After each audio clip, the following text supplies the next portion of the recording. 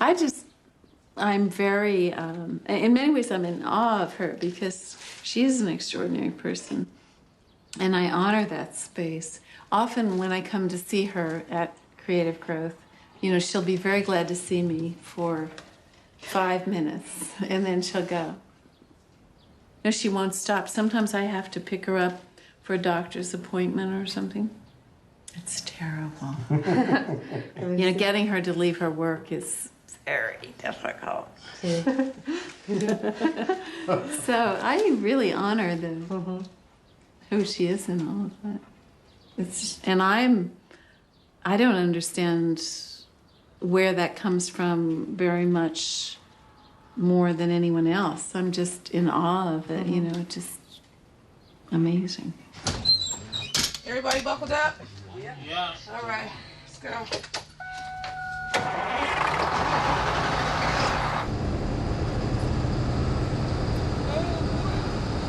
Millimètres, centimètres, décimètres, décamètres, hectomètres, kilomètres, myriamètres, voltimètres, kilomètres, des millions, des trillions et des tracines.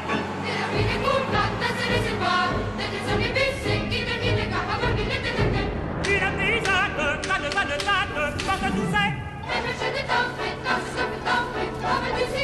De la vinette coule dans un réservoir. Profaneur, des précises, 4 et 4. Profaneur, des précises, 4 et 4. Des précises, 31, 4 et 5, 59. Des précises, 31, 4 et 5, 59. 125, 43, 4 et 4, 125, 125, 43, 4 et 5, 125. 33, 25, 33.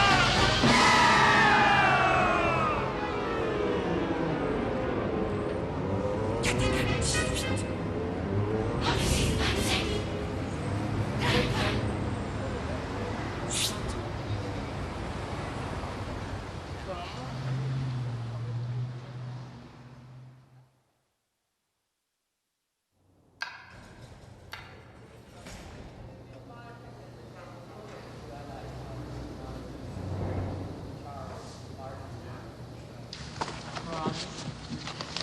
Nope.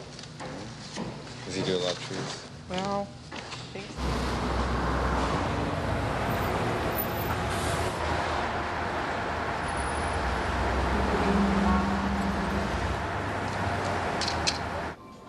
Hi, it's me. Do you have a few minutes to meet this morning? Jack Fisher's coming in at 10. Remember, he's this gallery owner from San Francisco, and we're going to talk about picking some work. Do you care if I watch Judy Scott's I show him and that kind of thing, or? Okay.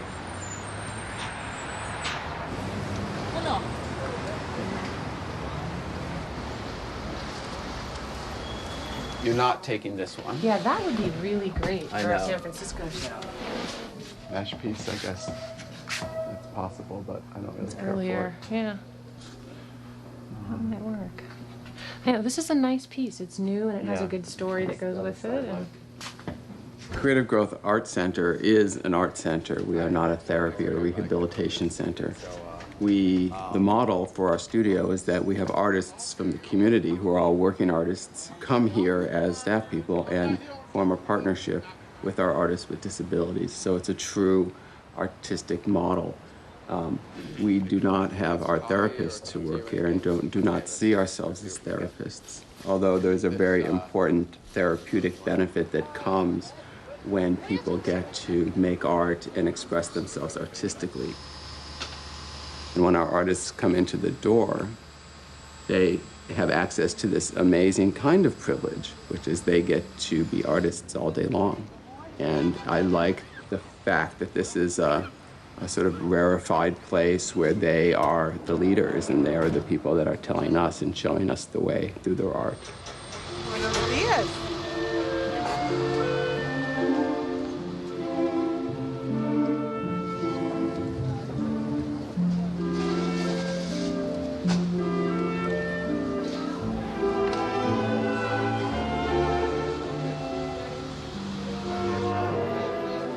Rally. Hi, Judy. Judy. I got a jacket almost like yours, nurse. I'm like a little hand.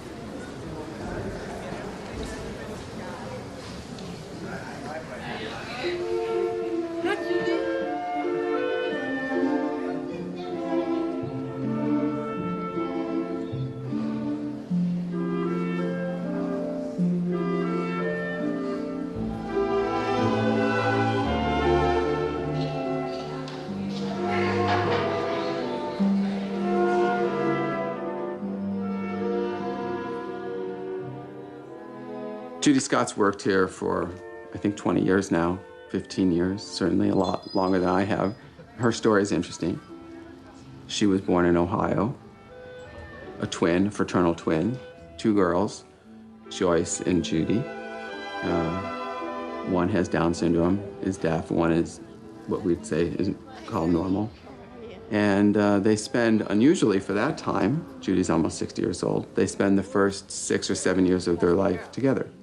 When Judy and I were born, they didn't know that we were going to be twins, so that was the first surprise. And the story is that the doctor was reaching for the placenta, and he said, oops, here comes another one.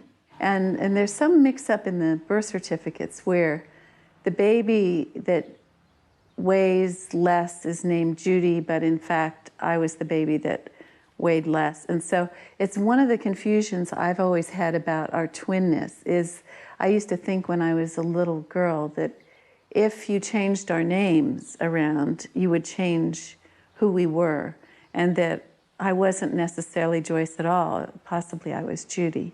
And that was a continuing thing in my life.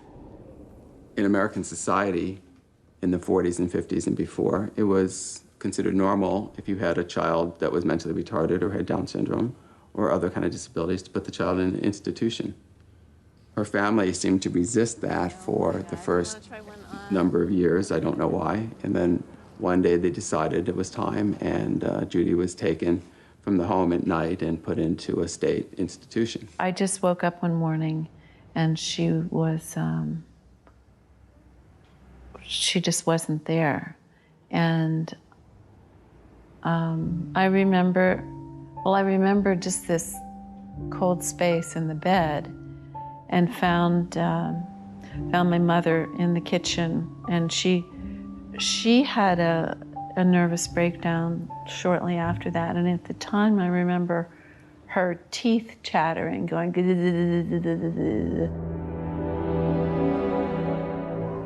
I still didn't really understand that they meant that she wouldn't be back, you know. I just didn't really get that for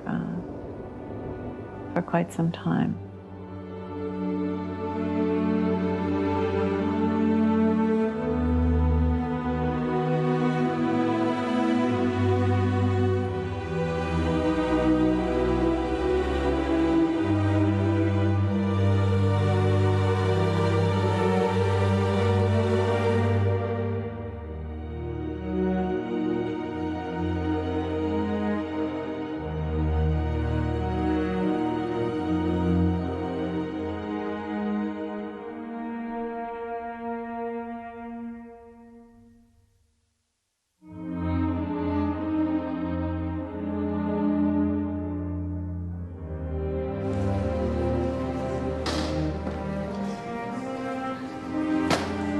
I think maybe when Judy was sent to the institution, there was a lot of pain in our family and a lot of loss that was never dealt with.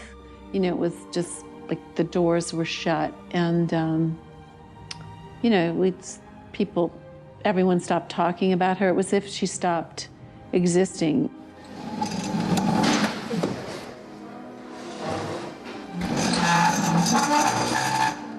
Judy was misdiagnosed in the institution. She's deaf. There was no mention of that in her record until 20 or 30 years after she arrives. So she does not learn sign language. She's reluctant to talk and is not too cooperative, which, no kidding, she doesn't talk, you know.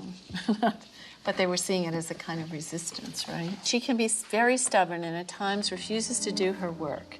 When they were testing her, you know, they were saying things like point to the red circle, which, of course, if you're deaf,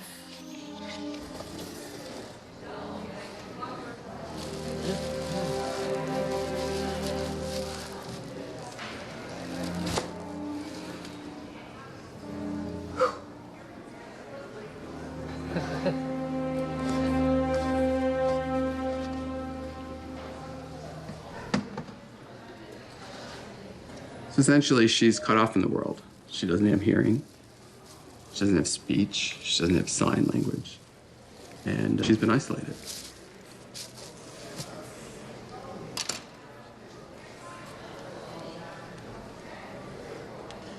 Millions of talking television bills. Noisy ones.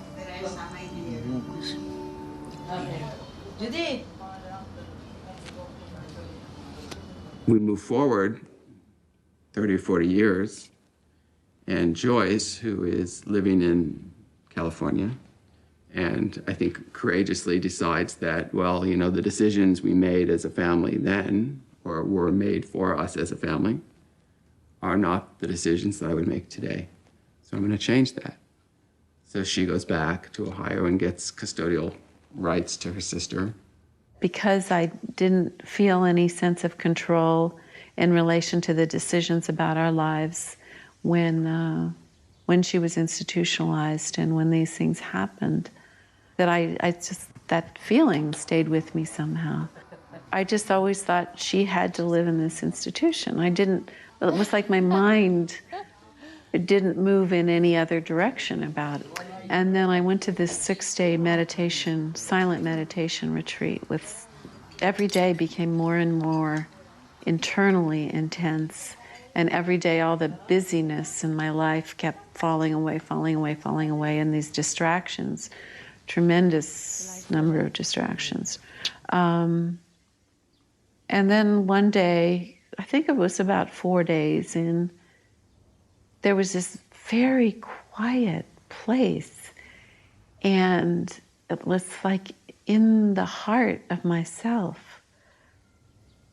There I was with Judy, and there we were together. And it was the clearest moment I've ever had, I think, in my heart or in my thinking or in anything, where I said, why should we be apart? There's no reason.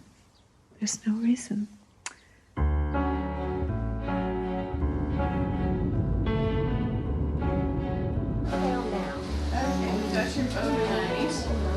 Oh, you gonna take that? You gonna take that? Oh, well, she can take it. Bye-bye.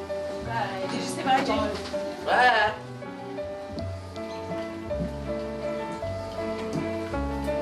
She likes to make up her own mind. See you guys later.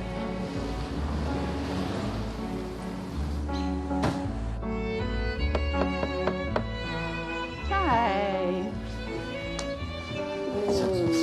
Judy's waiting. Judy!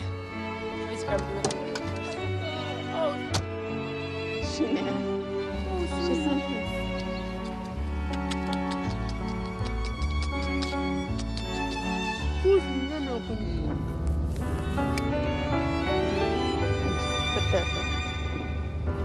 Here, you can put it here.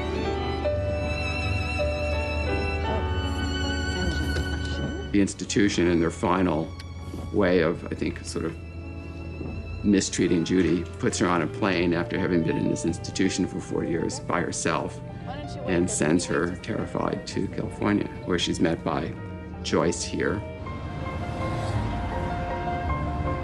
When Judy was coming to California, the plan through the institution was that there would be an attendant who would come with her. And it was extremely upsetting to have her arrive. When she came off the plane, she had black circles under her eyes, and she looked absolutely terrified. And she fell into my arms sobbing. And, you know, she had because she doesn't have language, there was no way for anyone to explain to her what what she would be doing or where she would be going.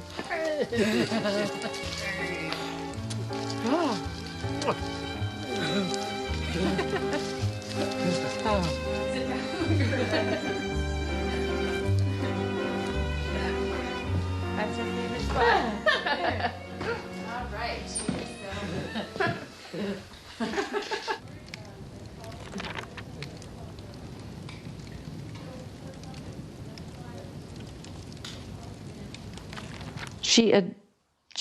We adjusted, and we celebrated being together almost from the first moment. I mean, she came, we had a very small flat, and one of the rooms was made so it was her room, and then, That would be so great. you know, she had her own little drawers, and she very quickly said about, you know, organizing it. She's extremely organized, organizing everything and putting her things where she wanted them to be.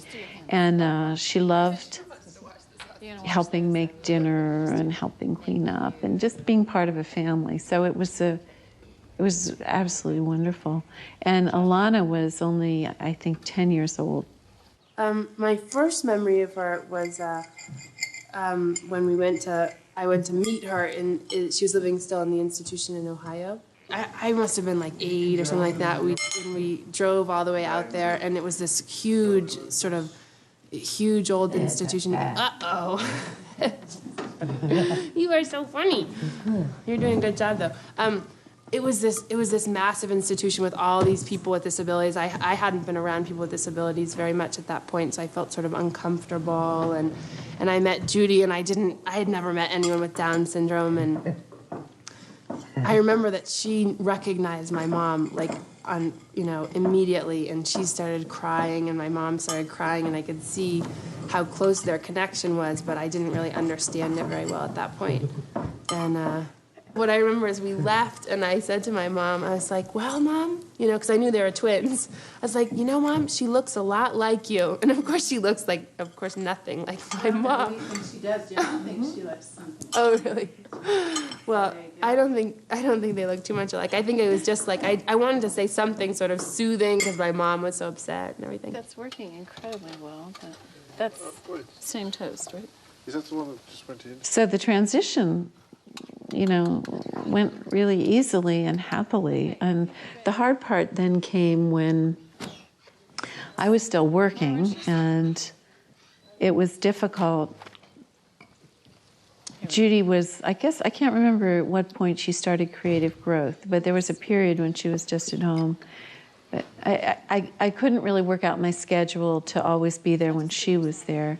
And, it just wasn't possible for the very long term. So I had to look for a board and care home where she would live. And I found someplace quite near us. And I could see her every day, but it was terrible for her.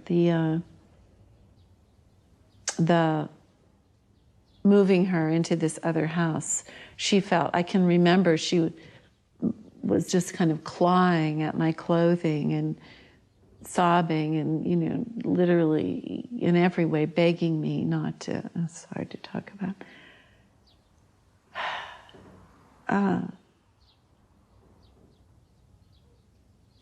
not to have her go away again,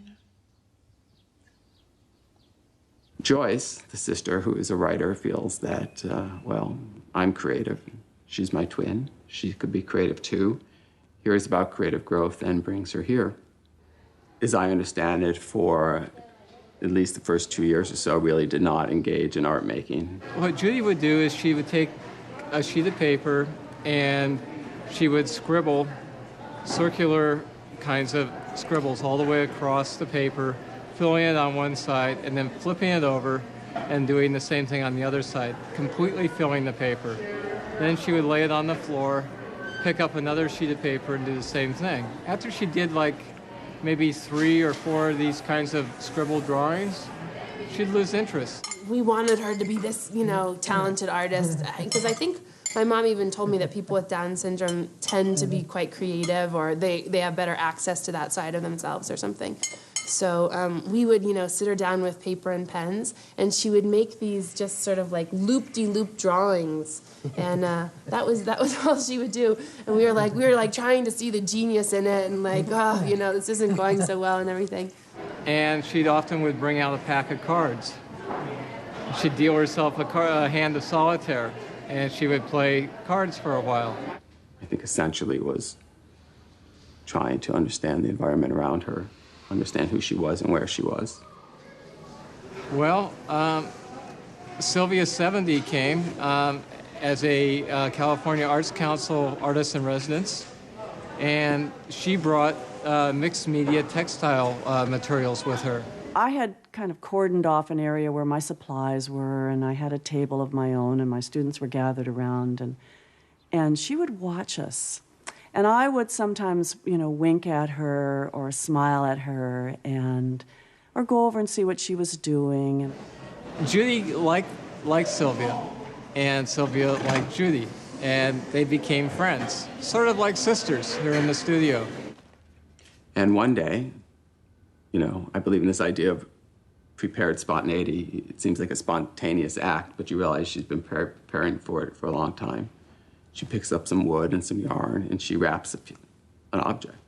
And she creates, essentially, her first sculpture. And so she began to look in her box of tricks, and she brought out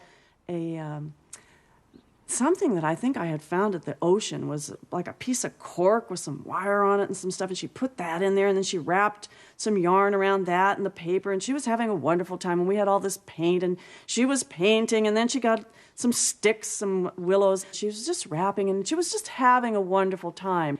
That was really in the beginning for her. And this piece has been all over the world. And that was maybe the moment when she realized that she made something and it was done. It was finished.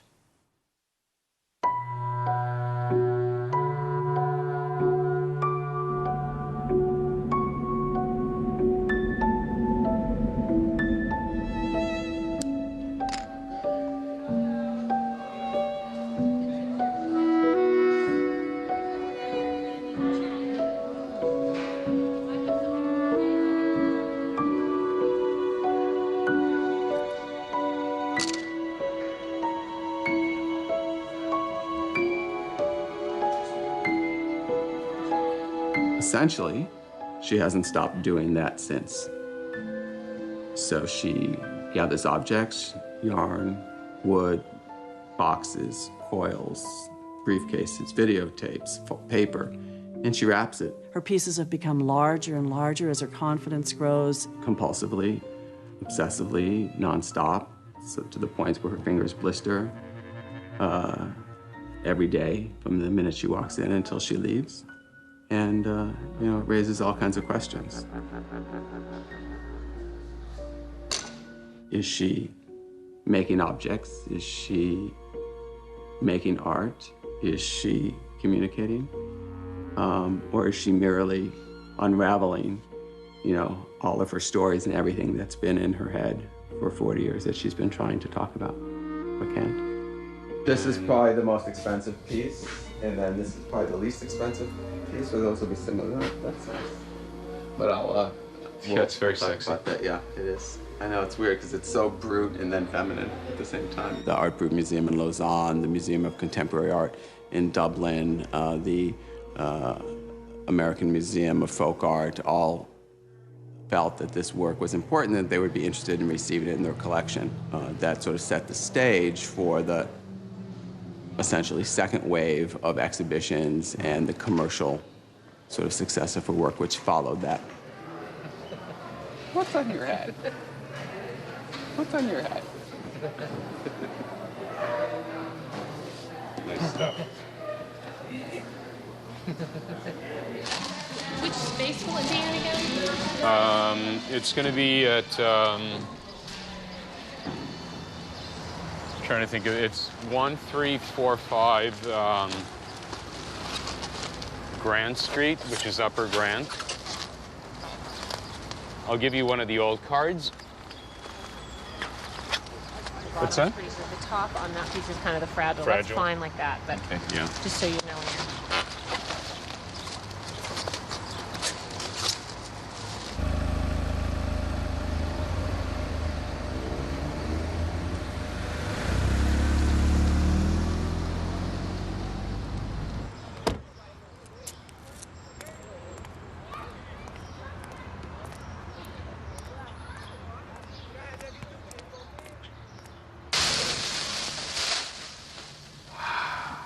Qué belleza.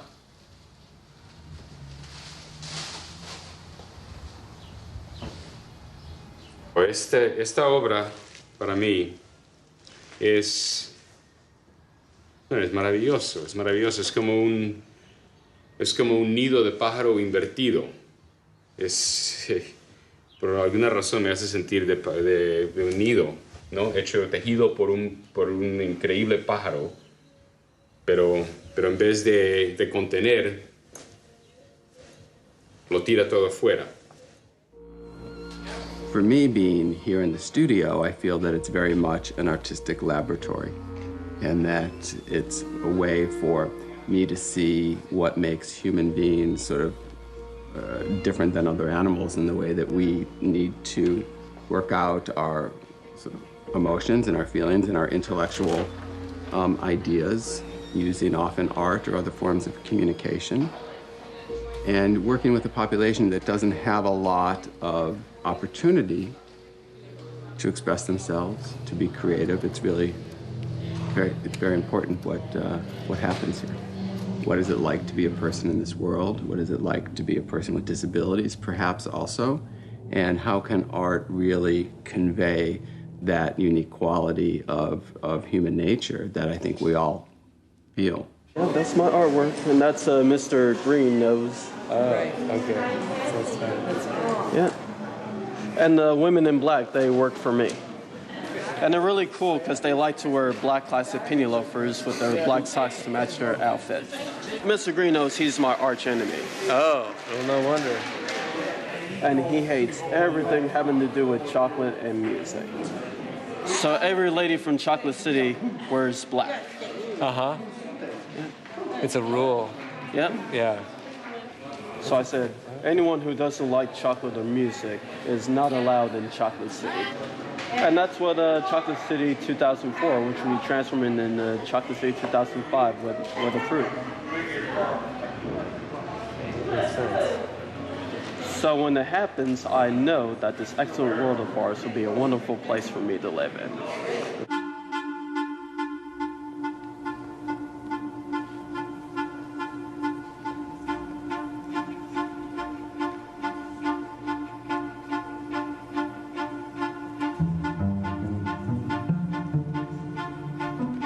I've been here before, about 10 years ago, and at the time I was aware of this amazing energy. And I think if you have 30, 40 people in the same room concentrating on something, you will have this kind of energy. You could find it in a classroom, and you could find it in a railway station. However, there's a special kind of process going on here, which you immediately feel as the exchange of images, the articulation, dreams, the movement of people is extraordinary. Some paint that Luis is using might drip over on what Lorna's doing or on Donald. And in the same way that the paint might drip from one person to another, I think ideas kind of drip around too, and inspiration. So that's one of the things that makes the studio so creative, is such a mixture of individual kind of focus happening in the same kind of area.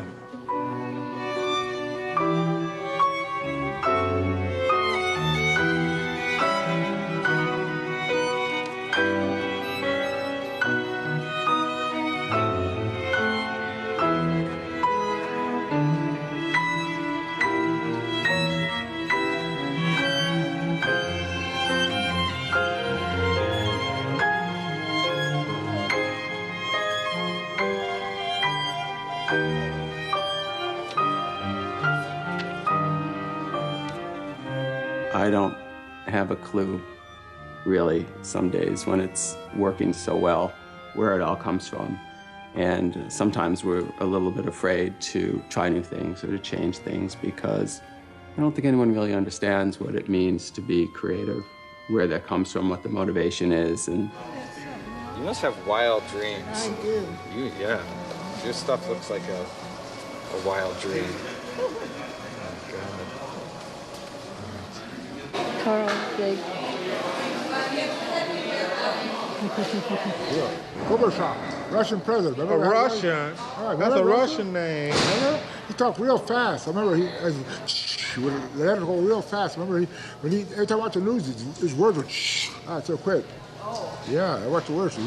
Russian, Gorbachev. I remember Gorbachev. He tried a war, and President Clinton made peace with him. I remember. Yeah, Russian. Yeah. Well, when we talk about outsider art, we're gesturing towards the idea of a process of expressive art making, of expressive mark making, which doesn't involve following an academic principle, doesn't involve an ambition to become a famous artist, doesn't involve a desire to make money or to please anybody, but is an autonomous process in which the individual is pursuing their own idea or their own desire to whatever end that is, perhaps to consolidate their idea of themselves, or perhaps to escape from the world that they're in, which isn't a very happy one, perhaps to exercise certain power in an area this big, whereas in the wider world they have no power. So it can be a form of escape. But very often it's a form of self-expression which hits you as a viewer with this intense concentration that is usually found in this sort of work, and which is, I think, the expression of something very, very urgent and essential to the life of that person.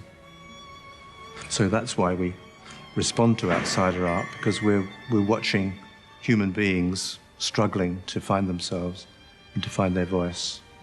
And that's, I think, something very moving.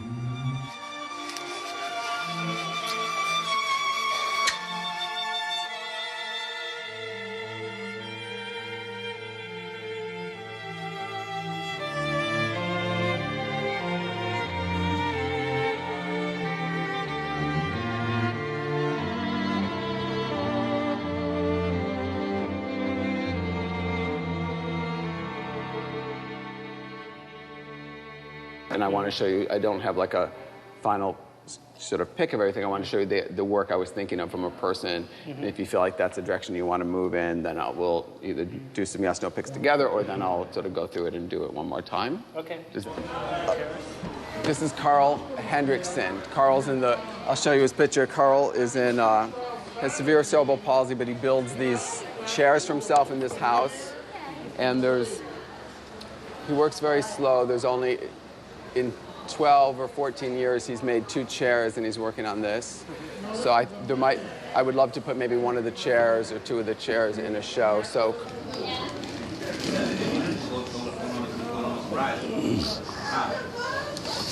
Okay. This is the chair I'm thinking of, and this is Carl, and this is the one he eats from in the kitchen that he built. Are you finished? For me, they have a really beautiful sort of quality, not about the materials and about the process and about the sense of sort of the home for the artist. I mean, he's building this house here, but he builds these kind of self-contained units that I find to be really interesting. So that's something I would consider putting in. So his interest is just building more furniture for himself? Is that? Yeah, he doesn't speak, so we don't know, but he started to build these to function. He wanted a place to eat lunch. When he was younger, this one, he put yes and no on it so he could point to answers to questions. So they started to be practical in a way. Yes, okay. You ready for your soda? Well, this is exciting. Yeah. So it's interesting. So you said kind up of to... like a throne, actually. Yeah. All right, Carl. You did a good job.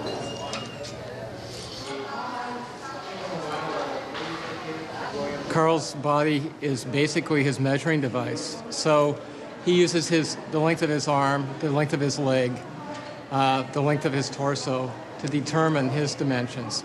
So he has a very clear kind of engineering, construction kind of mind inside a body that has a lot of physical limitations. And what Carl and I have developed over the years is some sort of communication system that's just totally individual, that indicates what he wants done, what he wants me to do for him, and how we work together. And I'm always amazed. I've known Carl for 20 years. I'm always amazed at the clear conception he has in his mind and how well he can communicate without words and without using sign language, but just through gesture, pointing, and his enthusiasm. This isn't going to fall off now, is it? Okay. Go ahead and glue that one up. Well, it's true that outsider art does offer a space within which to understand certain things. Those things have to do with a shared problem of life. And in a sense, there is this perspective offered by this kind of art making.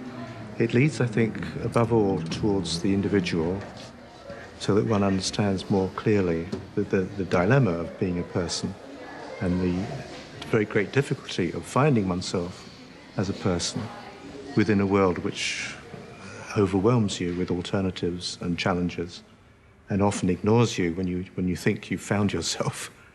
So there's a loneliness about much outsider art, and it's a loneliness, I think, that many people share. But it may be indeed intrinsic to being human, that you are a single person. To find a social dimension here is the next step. We're going to need a later flight. A much later flight. Change of plans? 24/7 customer service. Book with Travelocity and you'll never roam alone. Ignoring you.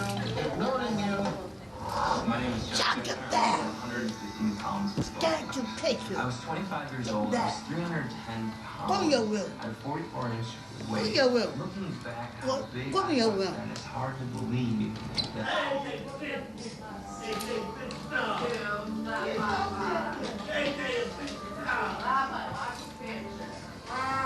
You know you.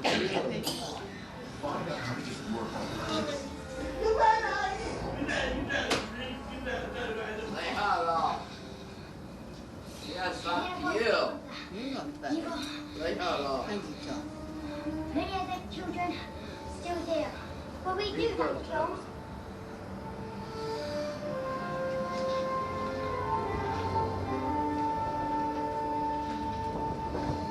What do you think?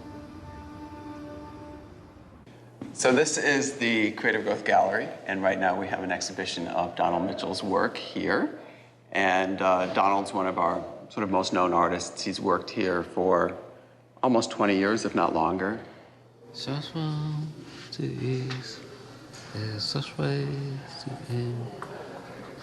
This opening piece here for the exhibition shows this figure, and Donald, this is, if he has a characteristic figure, this is it. When we ask Donald, who is this person, he tends to say it's me. And he tends to say it's me right here on the page. Donald likes music, right? Yeah. Do you compose your own music? I write it sometimes. What are they about? About moving the big, sometimes they walking rock by the river, and it's all the lakes. All this go around the circle of the river. Yeah, all the water is floating in the water. We just gonna, all the rivers is gonna suck in and go out there. And some out to the parties, have a walking to the back door. Was a real one. The early things that Donald did were ink on paper and color pencil on paper, and he built kind of like meshes of cross-hatching and delicate marks that built sort of abstract thickets. I like to think of like rabbit brush or something like that, where something might disappear in there and you'd never see it again. Or something might appear out of it, look around, and then disappear again. And what happened is, one time, out of that rabbit brush, out of that thicket, there was a figure that appeared.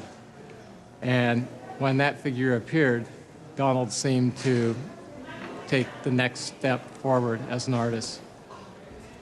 And that step, we can't really mark exactly the date and time that that happened. But from then on, the thickets disappeared, and we got the figure that started to line up. Why do you draw so many people? I'm trying to get lost. Because when I said I almost did. Such one to ease, there's such ways to end. Wrong to ease, and we'll go to the rest. Arrows to end. And it's been said that outsider art at its most extreme would not be in a dialogue at all with the outside world, because the urgent business has to do with self-assertion.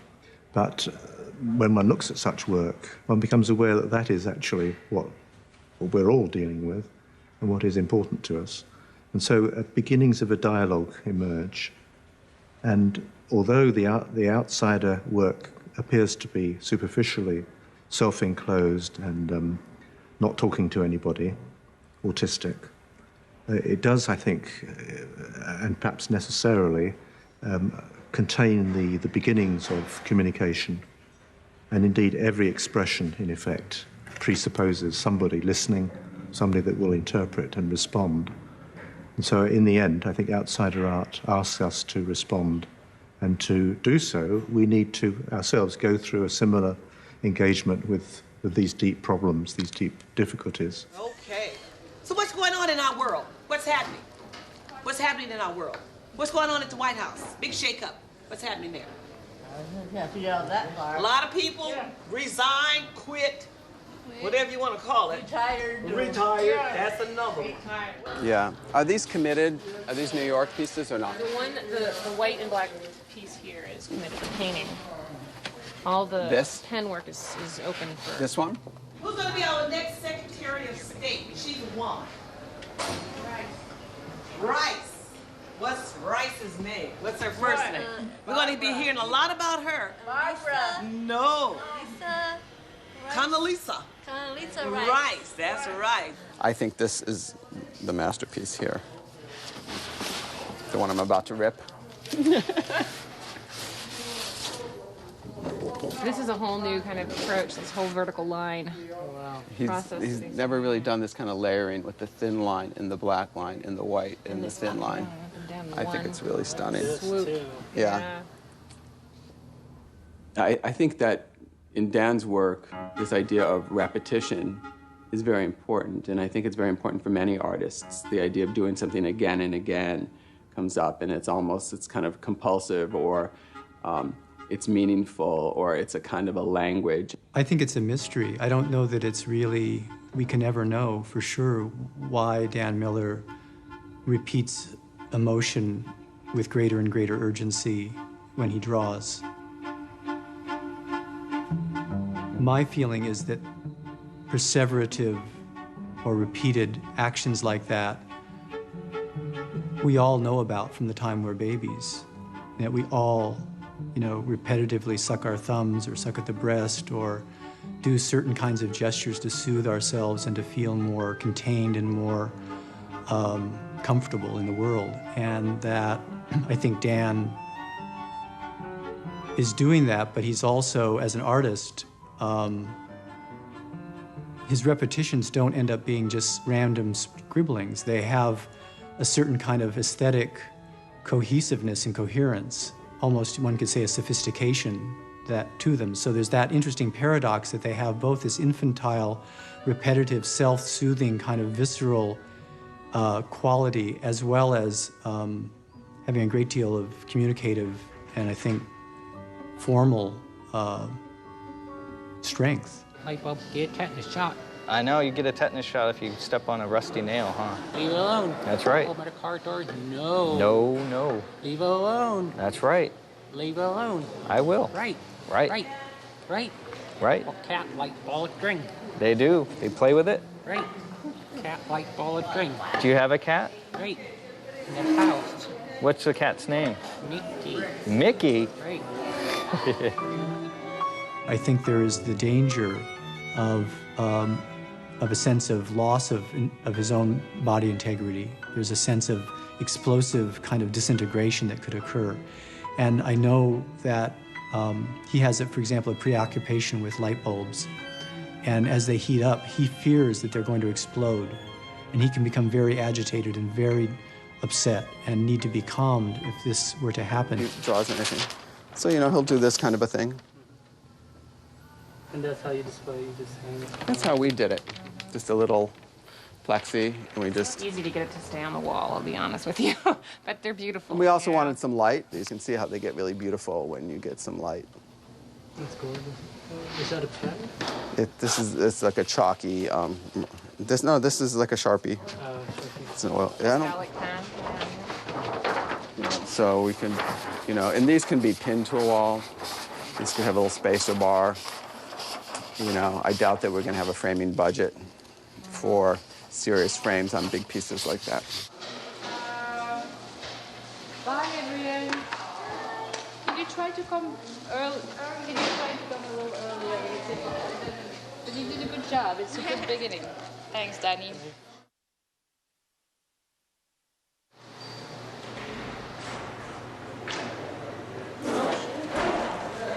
Oh, yeah, she would. Want cookie?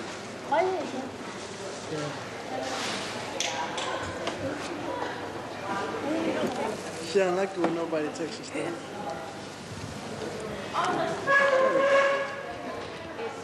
See? Sure, you see it? Hey, they just give me stuff. Sorry, bro. They always give me stuff.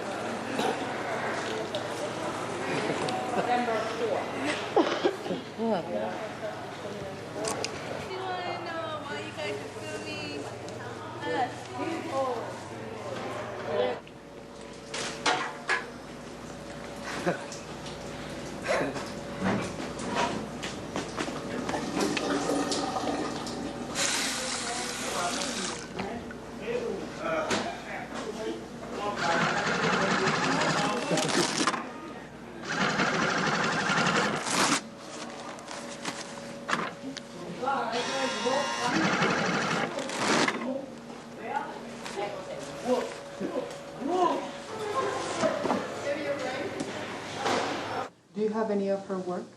I do. Do you know why?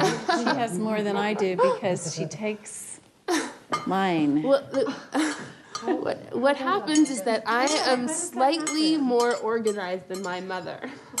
I'm a slightly more organized individual, and Judy is also very organized. You are also very organized. It's our mother and my mother, Judy's twin, that somehow say that I'm not organized? somehow missed that gene.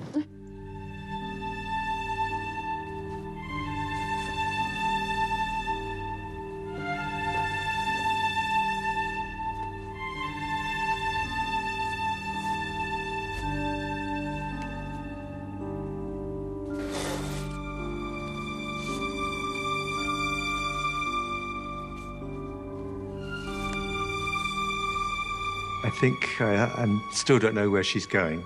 I don't know whether she knows where she's going. There does seem to me an element of a quest here, and that she's bringing together flotsam and jetsam from around her to shape something, to make a structure. Certainly there's a shaping process and an expressive desire, and ultimately, I suppose, a need to have outside herself something which she's created, that she can recognize and be confident about. It's there, it's still there tomorrow, and so she's now got that stability in her life around these objects that she's fashioned. I imagine other things in her life are less certain, other things may change, and she may not be able to cope with the everyday of other people. But the art making, I think, is a continuum of certainty, and you can see the way she works. She knows what she's doing. She's not struggling.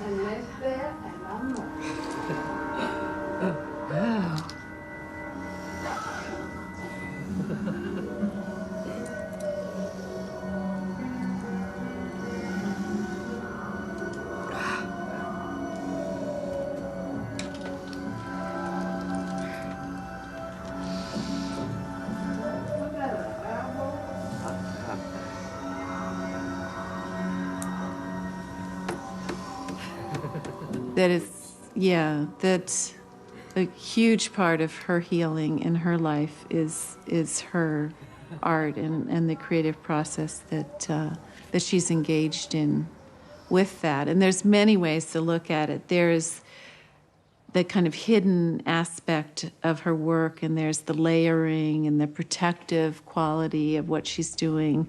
And often she seems to be creating figures like maybe another twin, maybe the two of us, maybe a baby that she loves but didn't have herself.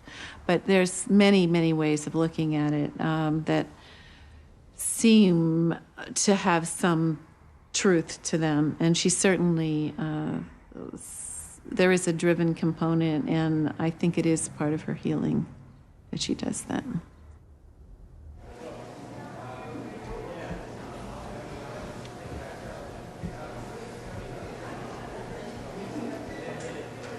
Judy's artistic process is quite clear, simple. She finds objects, she steals objects, she takes what she wants, and she starts a new piece. She takes yarn from the rug making area, she takes it from supplies that people donate to the studio, she grabs things that she should and grabs things that she shouldn't. And like most people who've lived in an institution, she's afraid they're gonna be stolen. So she puts them in boxes and she hides them, and she keeps them in her space. Now, the way the piece gets actually crafted is often more subtle. The sort of parts get assembled. Often it starts with big objects, cardboard or rough objects that form a basic skeleton or a shape for the piece. And then she adds fiber or fabric, and it gets softer and it starts to take another form. And then she moves often into a phase where it gets more delicately woven. Gentle little strings, and she wraps it, and if you watch her, she'll wrap and she'll cut the end and she'll tuck the piece back in. She's economical and she uses every piece, you know. Then she might change to a large fiber rope or something which will add bulk again to the piece and come back to this delicate weaving of a web or a net or almost like an embroidery of the thread around the piece, which gets quite beautiful.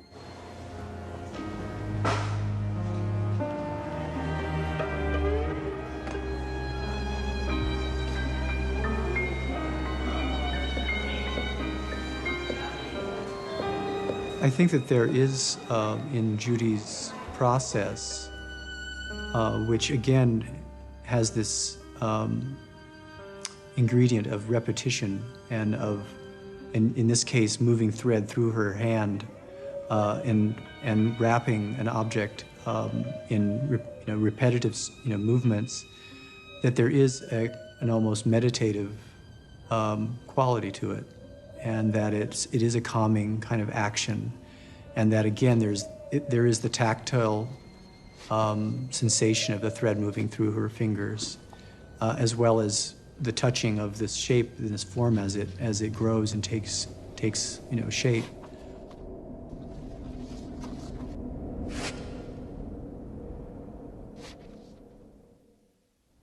Judy Scott works over here.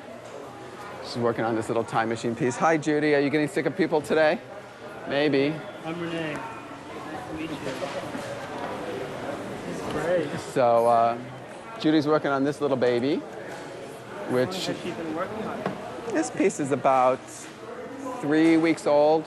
You'll see when we go upstairs and look at her work, this white stuff has made it into her previous 2 sculptures, and now she's using the spools on this. So it's interesting because this is such a large piece that I'm wondering how she's going to... where did you get this?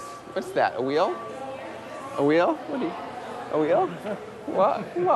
What? So she's the master. She's the leader.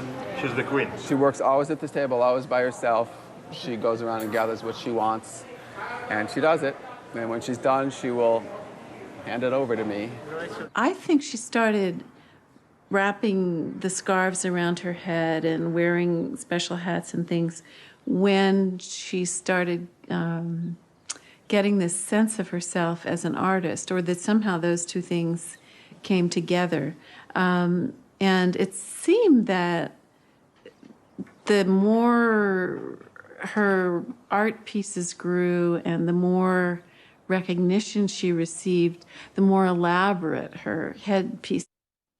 She sometimes would wrap, 3 scarves and then some kind of very fancy thing on top of that. So I sometimes think of it as an expression of her self-esteem and her sense of herself as an artist. I think it goes with that.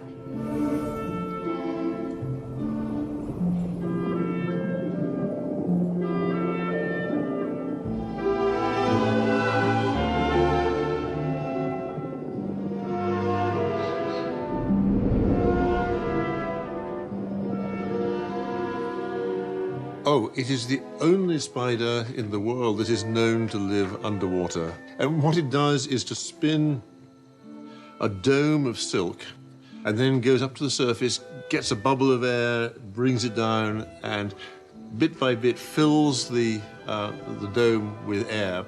And then it lives inside that. And wherever it goes underwater, it has a layer of air bubbles over the surface. It has a very thick sort of a fur that is water resistant. What's that? Why do you have tape on your neck? It's on your neck. Oh, she's got a Band-Aid. You're on the spotlight. What happened? No. Can you give that to me? What about this? How's that coming, okay? When Judy finishes a piece, it's quite easy. She's finished, and she pushes it at you, and that's the end of it. And she doesn't want it back, and she'll go start a new one, and the baby's off into the world by itself. It's the way it happens.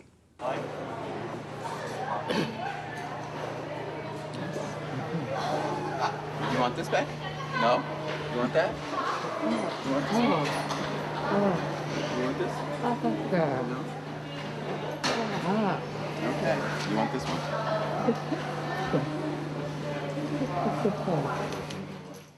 So Judy takes a lot of things that don't belong to her. So I guess according to the dictionary, she's a thief.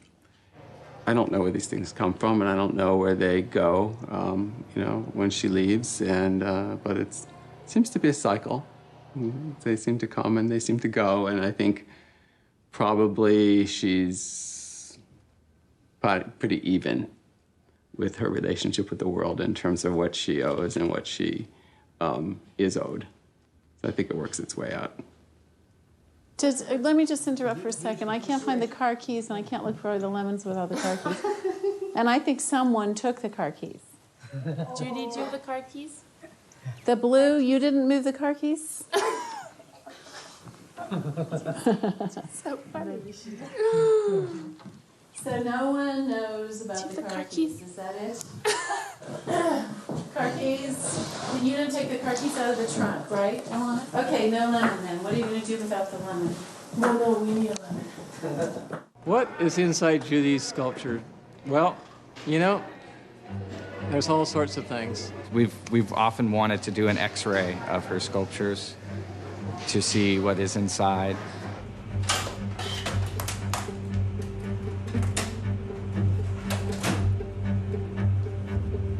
It used to be the cones that wool came on, the skeins that wool's wrapped around, would be always a component. It used to be cut out pieces of pine, of wood. How many X-rays do you want to take of this? Fabric scraps or pieces of cardboard. But also, it's all kinds of things, like an electric fan that might be taken apart, maybe a bicycle wheel. It could be a chair. There was a children's chair here that she started wrapping. There was a grocery cart off the street, missing 2 wheels, that a homeless person had left out in front of Creative Growth that came in. That became a sculpture that was wrapped. And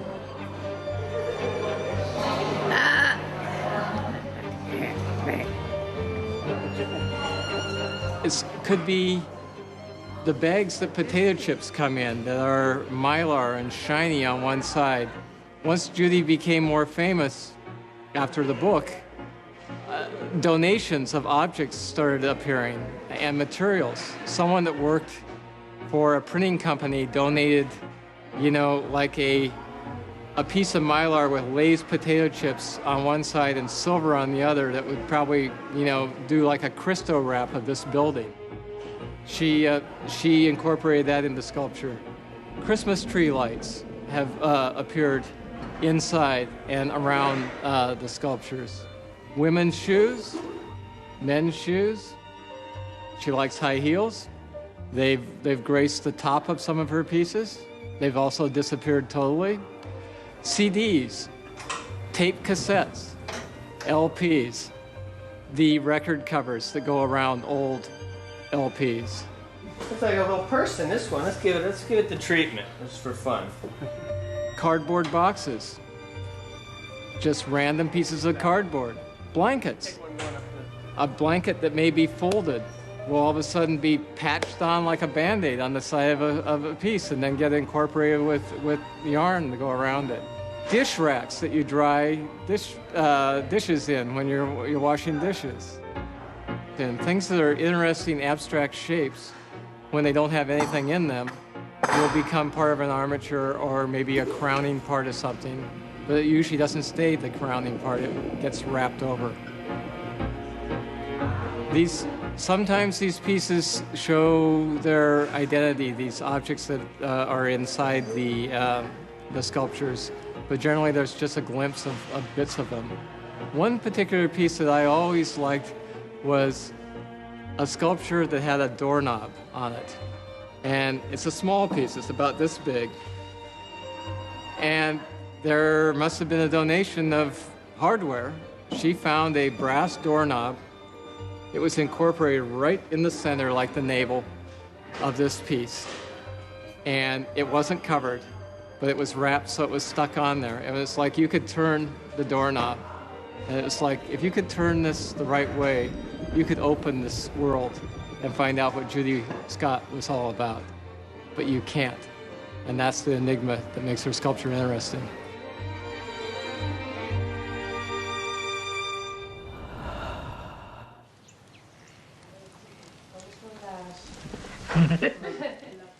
But, you know, we carry off-site insurance, and I assume you do too, but either way, it would be insured, but that's not very important to me. It's more about the work. We carry about $1 million. We should be fine. She sells for about $5,000 to $15,000, and the Dwight drawings sell and paintings sell for about $3,000 to $6,000. Right, so we thought if we wanted to do a couple of signature pieces. Not like all, of course, but I mean, just like, you know, so I was thinking like, you know, if you wanted somebody like this or a couple of these around the people whose work we show. I'm sorry, I lost you. You lost. No, that's cool.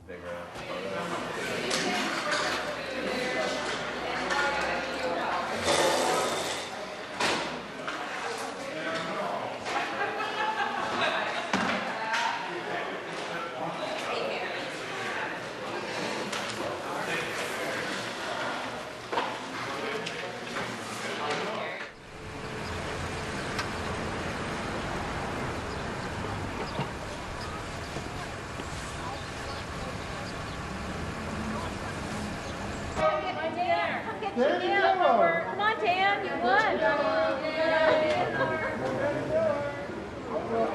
Hey, Dan, you got Traveler of the Week. Congratulations, you get this cup. You like it? Great. Okay, yay for Dan.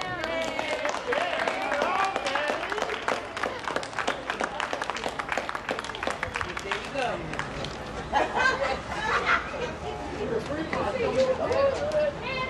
Oh, yes! You gonna pay for it?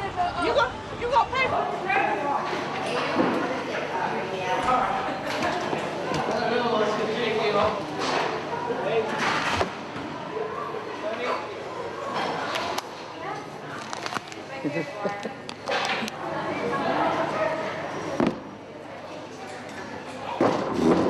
Zelma Riley. There you go, Zelma. Judy Scott.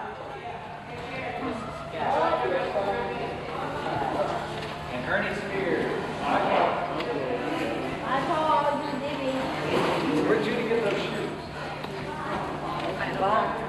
Are those anybody's shoes?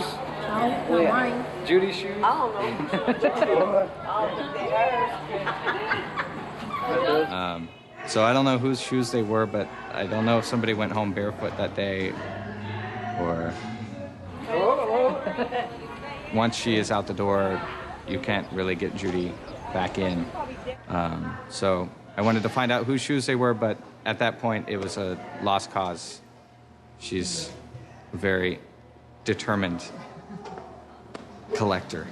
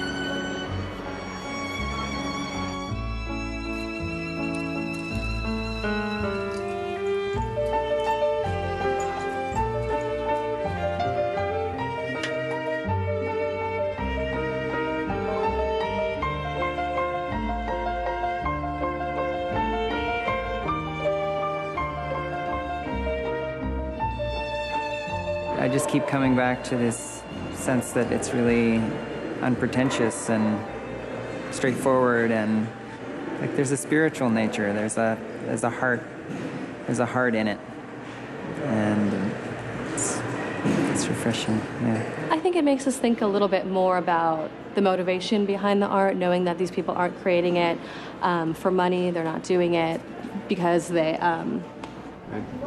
It's sometimes kind of surprising, as I consider myself an artist as well and put a whole lot of thought into it, and to see people who apparently are a little bit more basic in the way that they feel instead of being quite so intellectual, but putting me a bit to shame. It's kind of a little embarrassing. I should maybe make things a little more simple.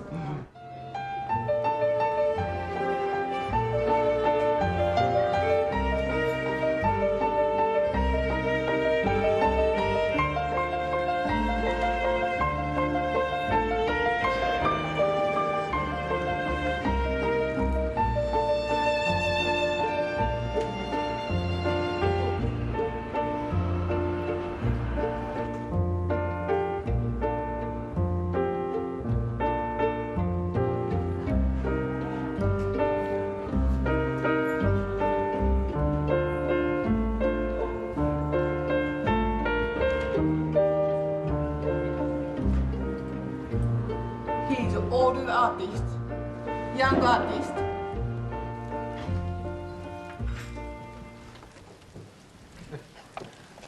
We didn't have birthdays.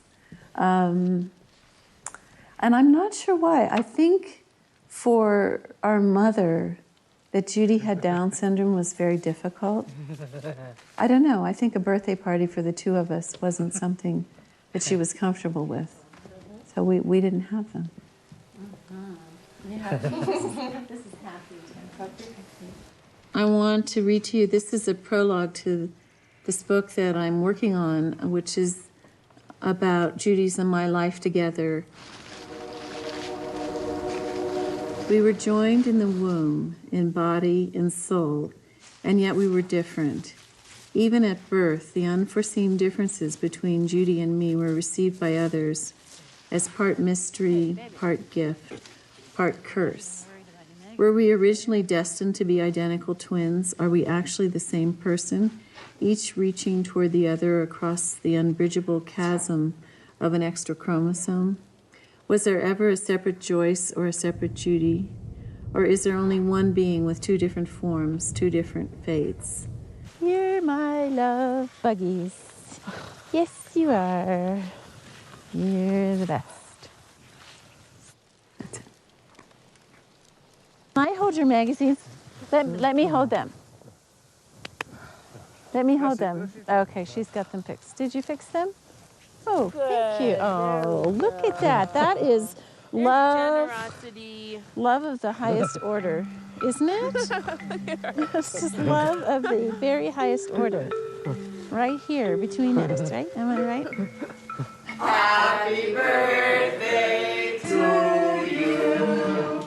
Happy birthday, dear Judy. Happy birthday to you.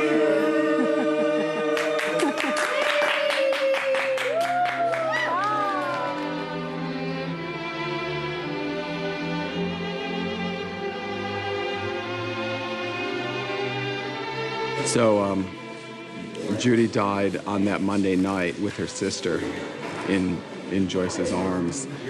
They were at the cabin together, and they had gone to dinner, and they'd come back, and Judy was, I think, feeling a little upset, and they weren't sure if it was she had eaten too much or something, but she stopped breathing